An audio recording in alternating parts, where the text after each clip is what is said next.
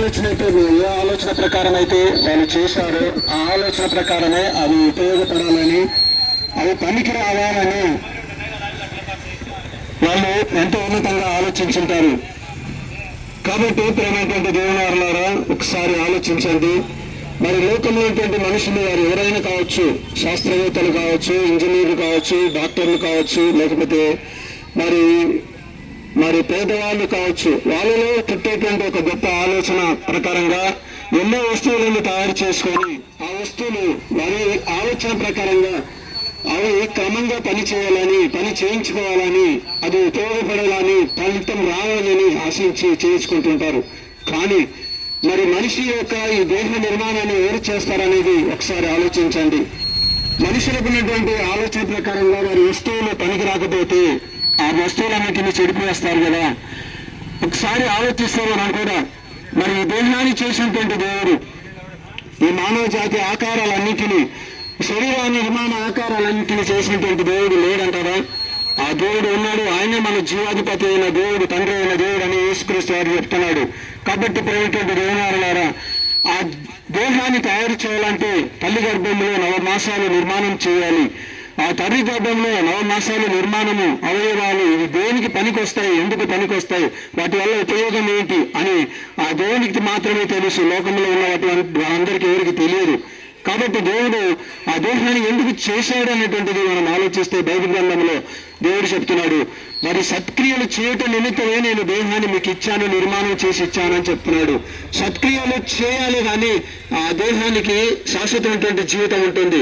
సత్క్రియలు చేయకపోతే, దేవుని ఆలోచన ప్రకారంగా చేయకపోతే, దేవుని నియమాల ప్రకారం అది మరి పని చేయకపోతే దాంట్లో భయంకరమైనటువంటి మరి స్థితిని నెలకొంటుంది అని చెప్తున్నాడు దేవుడు.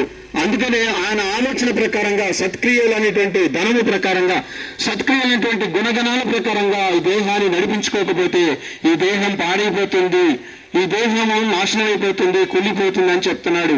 మరి దేవుని మాట వినక మనం అబద్ధాన్ని తీసుకొని ఈ దేహాన్ని చెరిపివేసుకుంటాం మనంతలకు మనమే.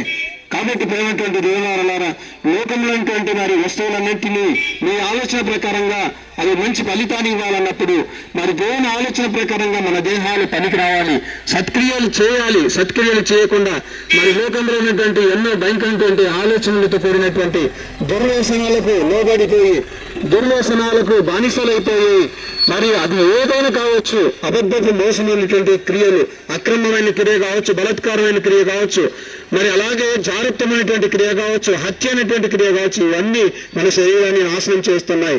ఇంకోటి అతిశయము, అసూయ, పగ, ద్వేషం, కలహం, ఇవన్నీ కూడా మన దేహాన్ని నాశనం చేస్తున్నాయి. మన దేహాన్ని కాదు, మరి దేహానికి శక్తినిచ్చేటువంటి ఆ ఎముకలు కూడా కుళ్ళిపోయేటట్టు చేస్తున్నాయి అని చెప్తుంది బైబిల్ గ్రంథం. కాబట్టి ప్రేమటువంటి దేవులారా, మరి లోకంలో మరి మానవ జాతి అందరూ దేవుడి నిర్ణయం ప్రకారం, దేవుని ఆలోచన ప్రకారంగా జీవిస్తే ఈ దేహం కుళ్ళిపోయేది కాదు. కాబట్టి కుళ్ళిపోయేటువంటి ఈ శరీరం, మరి మనం దేవుని మాట వినందుకే ఇది శరీరం కుళ్ళిపోతుంది. కాబట్టి ఈ దేహాన్ని మరలా తిరిగి చేయాలి అంటే ఆ దేవుడే మరలా నిర్మాణం చేయాలి, మరలా తిరిగి లేపాలి దాన్ని.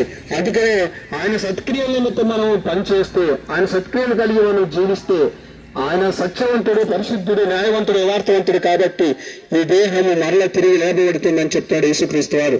అందుకోసమే 2024 సంవత్సరాల క్రితం ఈ లోకానికి వచ్చి తెలియసినటువంటి ఉన్నతమైనటువంటి ఆలోచనలు. అందుకనే ఆయన నేను మార్గం అని చెప్పాడు, నేను సత్యం అని చెప్పాడు, నేను జీవం అని చెప్పాడు. కాబట్టి ఆ జీవాధిపతి యొక్క మాటలు మనం విని ఆయన మార్గంలో నడిస్తే మనం నిత్య జీవం పొందుకునేటువంటి అవకాశం ఉన్నది.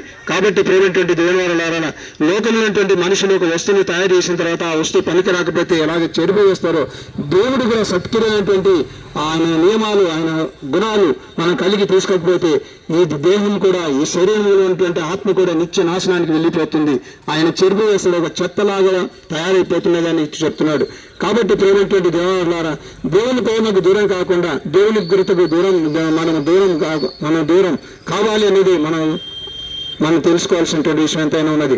కాబట్టి ప్రేమటువంటి దేవుని వారులారా, మరి మనం దేవుని యొక్క ఆలోచన ప్రకారం మన దేహాన్ని కట్టుకొని మరి దేవుని చేత మనం సత్క్రియలను కలిగి జీవించి దేవుడిని లోకం సంపాదించుకోవాలని ఈ మాటల ద్వారా ఎందరికీ తెలియజేస్తున్నాం. కాబట్టి ప్రభువైన యేసుక్రీస్తు వారిని ఎవరైతే సొంత రక్షకుడిగా అంగీకరించబడతారో వారందరూ దేవుని పిల్లలుగా మరలి తిరిగి లేపబడతారు, మోక్ష మార్గాన్ని సంపాదించుకుంటారు, పరలోకాన్ని సంపాదించుకుంటారు. కాబట్టి అలాంటి ధన్యత లోకంలో ఉన్న వారందరికీ మరి కలగాలని మాటల ద్వారా మీ అందరికీ తెలియజేస్తూ, మరి ఈ యొక్క మాటలన్నిటి మీద మీరు విశ్వాసం ఉంచి రక్షణ పొందాలని, మరి ఇదే మిక్కిలి అనుకోనటువంటి సమయం అని, నేడే రక్షణ దినమని మీ అందరికీ హెచ్చరిక చేస్తూ ఈ మాటలు ముగిస్తున్నాను. ప్రార్థన చేసుకుందాం. మమ్మల్ని మిక్కిలిగా ప్రేమించిన మా కన్న తండ్రి, మీ పరిశుద్ధమైన పాదాలు కొందనాలు చెల్లిస్తున్నాం నాయన. ఈ ప్రాంతంలో ఉన్నటువంటి ప్రతి కుటుంబాలను, ప్రతి బిడ్డను మీరు జ్ఞాపకం చేసుకుని తండ్రి ఆయన వారి రెక్కలకు తోడుగా ఉండి ఆయన మీరు జీవాన్నిచ్చి మా తండ్రి వారి కష్టానికి తోడుగా ఉండి మీరు ఫలింపజేస్తున్నందుకే కృతజ్ఞతాస్తులు చెల్లిస్తున్నాం తండ్రి. ఈ స్వార్థ యాత్రలో ఇంతవరకు తోడుగా ఉండి మీ కృపను అనుగ్రహించి ఇక మయంకరంగా జరిగించినందుకే కూడా కృతజ్ఞతాస్తులు చెల్లిస్తున్నాం నాయన. చేరి వచ్చిన ప్రతి బిడ్డను మీరు పేరు పేరును దీవించండి, ఆశ్రయించండి, ఉన్నతంగా మీ పనిలో వాడుకుంటూ సహాయం చేయండి.